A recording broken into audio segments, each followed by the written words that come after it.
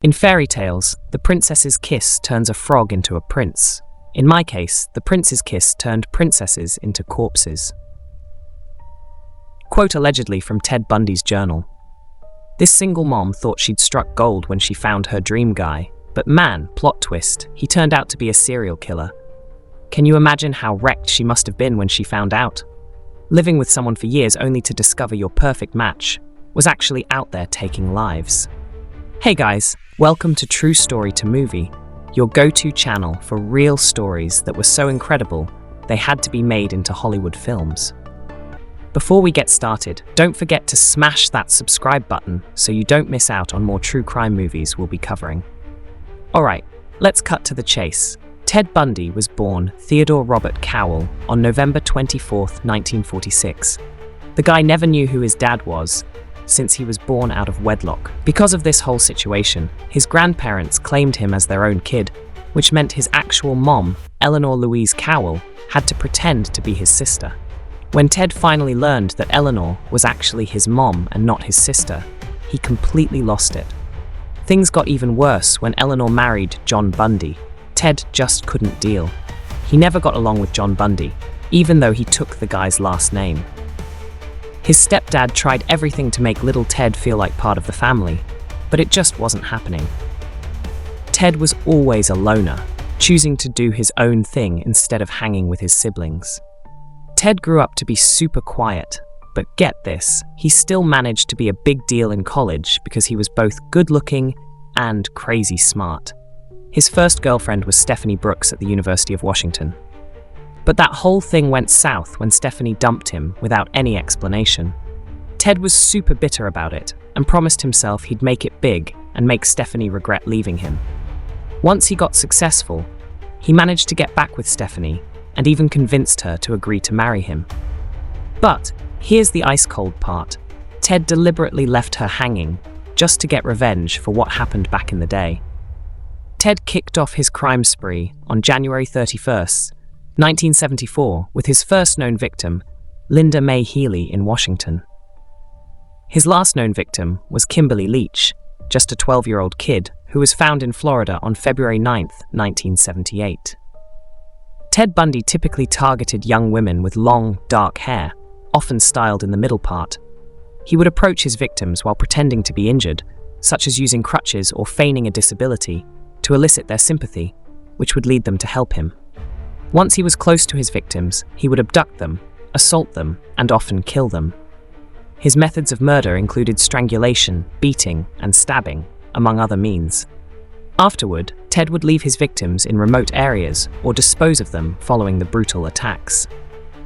The film we are discussing is extremely wicked, shockingly evil, and vile, based on the book The Phantom Prince: My Life with Ted Bundy by Elizabeth Kendall.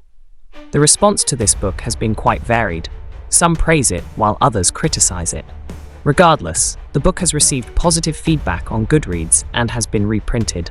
The film begins in 1969 in Seattle, when Liz Kendall, Lily Collins, a secretary and single mother with one child, feels insecure about going to a bar due to her status and doubts that any man would want to date her.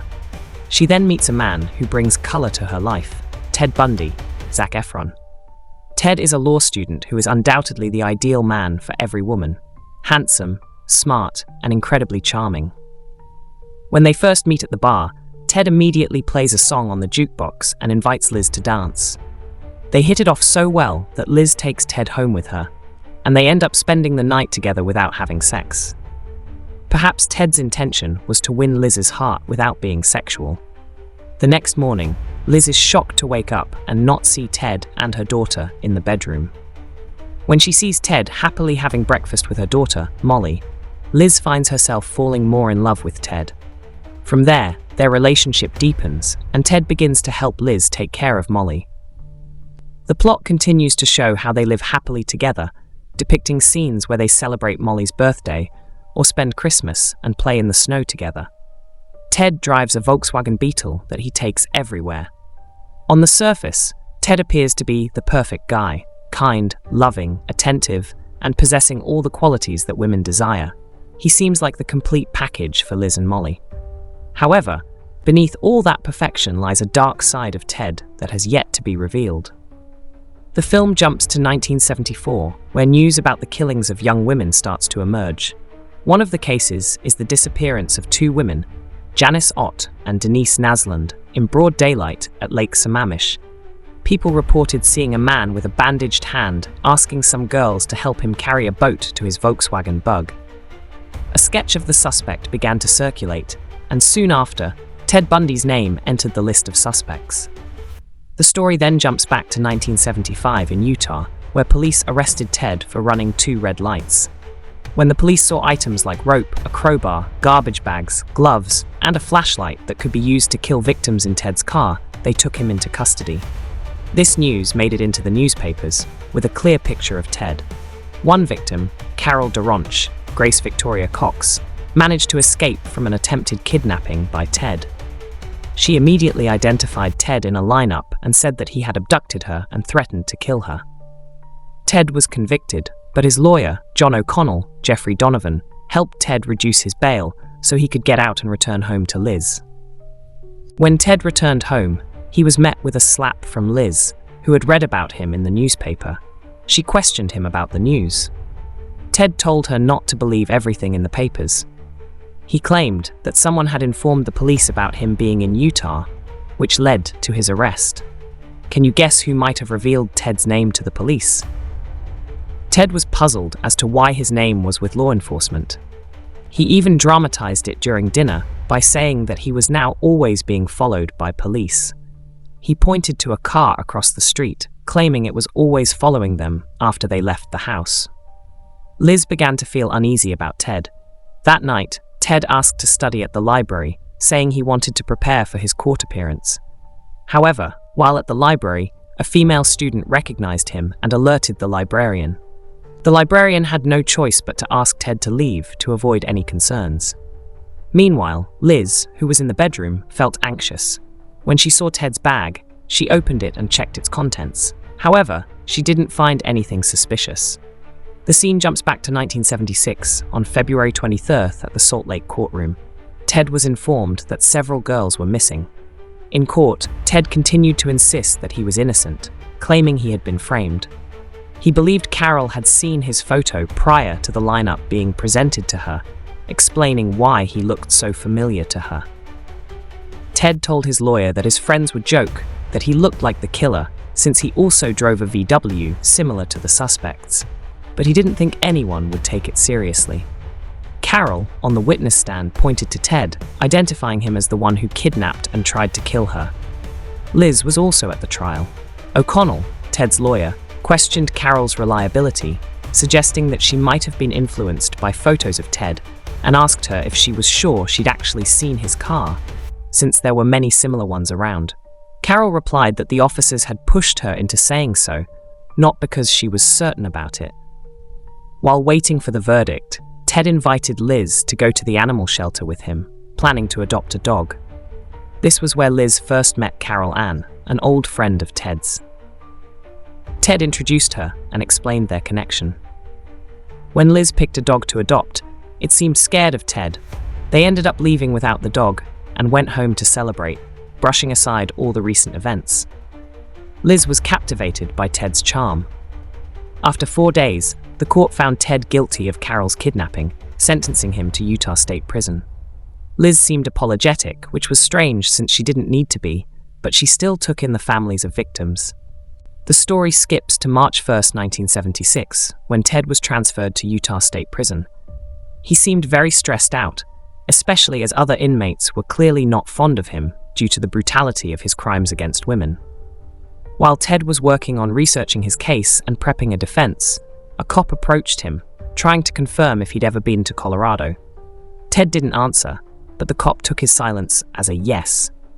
Another Colorado cop called Liz, wanting to interview her, but she refused since she believed Ted was innocent. She also asked him not to call her work again.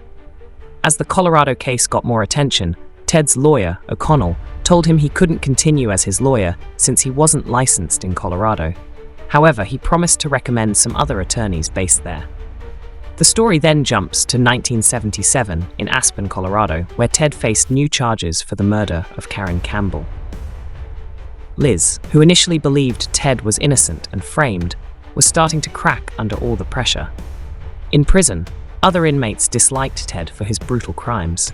Colorado detective Mike Fisher began asking questions about other murder cases and reached out to Liz for more info. Not long after, Ted was hit with new charges for the murder of Karen Campbell and was moved to Aspen, Colorado in 1977. Liz, who never believed Ted was guilty, started to crack under the pressure, turning to alcohol to cope. Meanwhile, Ted's lawyer was losing hope, feeling the case was becoming a lost cause. In Colorado court, Ted got bolder, choosing to represent himself and asking not to be shackled or cuffed. During a break, he pretended to make a call to Liz, but when the guard wasn't looking, he jumped out a second-floor window and escaped into the mountains. He was caught again after 6 days. Liz was on edge, constantly checking the window as if waiting for Ted to come home. Her friend told her to forget Ted, but Liz refused, even visiting him in prison. Liz questioned Ted's legal status since his Utah appeal was denied, almost as if she wanted to break things off, but Ted begged her not to leave him. Liz took down Ted's photo from her desk and even seemed to open up to a co-worker. Meanwhile, Ted started plotting another prison break. Eventually, Liz couldn't handle it anymore and decided to leave Ted. She visited him one last time in prison, bringing a drawing from her daughter Molly. By then, Liz had grown close to her friend Jerry Thompson, and Ted had to accept that Liz wouldn't stand by him anymore. Months later, Ted escaped again, this time more dramatically. He dug a hole through his cell's ceiling and fled to Florida, where he began a new wave of terror. He killed 2 sorority students and brutally attacked 2 more before finally getting caught, with a bite mark on one victim linking him to the crime. Despite all this, Ted still had fans who believed in his innocence. Many women even fell for him, including Carol Ann Boone, an old friend who moved to Florida to be close to him. They married in prison, and Carol became pregnant with Ted's child. In his Florida trial, the bite mark became key evidence that sealed his fate. After hours of deliberation, the jury found Ted guilty of murdering Lisa Levy and Margaret Bowman and attempting to kill 2 others. Judge Edward Cowart sentenced him to death.